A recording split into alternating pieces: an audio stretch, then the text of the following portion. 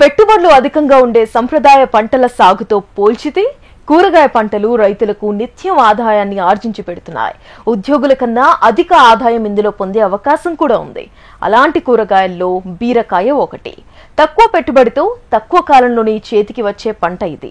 మార్కెట్లోనూ 365 రోజులు ఈ కూరగాయకి డిమాండ్ ఉండడంతో ఈ మధ్యకాలంలో చదువుకున్న యువకులు గ్రామ స్థాయిలోనే బీర సాగు చేస్తూ ప్రతి నెల నికర ఆదాయాన్ని పొందుతున్నారు.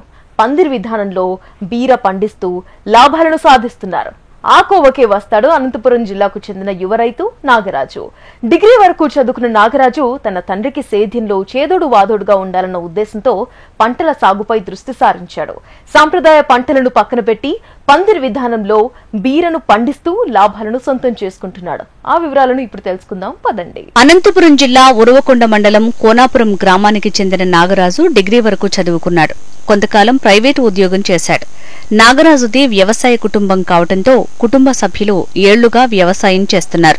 సేద్యమే వేరే జీవనాధారం. తండ్రి తన తోడు కావాలని అడగడంతో వ్యవసాయంపై దృష్టి సారించాడు. తనకున్న 2 ఎకరాల నేలలో మిగతా రైతులు పండించే పంటలు కాకుండా విభిన్న రకమైన పంటలు సాగు చేయాలనుకున్నాడు. అవి కూడా నిత్యం ఆదాయాన్ని అందించేవే అయి ఉండాలని నిర్ణయించుకున్నాడు. ఈ క్రమంలో ఈ యువకుని దృష్టి బీర సాగుపై పడింది. 16,000 రూపాయల పెట్టుబడితో 1,250 గ్రాముల బీర విత్తనాలు కొనుగోలు చేశాడు నాగరాజు. బీర సాగుకు అవసరమైన పందిరి ఏర్పాటుకు 90,000 వరకు ఖర్చయింది. విత్తనం నాటిన 40 రోజులకు మొదటి కోత చేతికొచ్చిందని, ఆ తర్వాత 2 రోజులకు ఒక కోత లభిస్తోందని రైతు తెలిపాడు. బీర పంట వేసి కంటే బిందు సేద్యం అని ఎంచుకున్నాను. ఇంతకుముందు మా నాన్న వాళ్ళు వేరుశెనగ, టమోటా మామూలు పెట్టేవాళ్ళు, నష్టపోయేవాళ్ళు అనమాట. ఎక్కువగా దాని పెట్టుబడి పెట్టినా దానికి గిట్టుబాటు ధర వచ్చేది కాదు, దానికి సరిపోయేది అనమాట. సో అందువల్ల నేను కొంచెం ఇట్లా మా పక్క ఊర్లో మోపిడి, హరి, తేజ వీళ్ళంతా ఇట్లా ఇదే కొత్త మార్గం ఎంచుకొని స్టేకింగ్ పద్ధతిలో బీర సాగుని చేస్తున్నారు.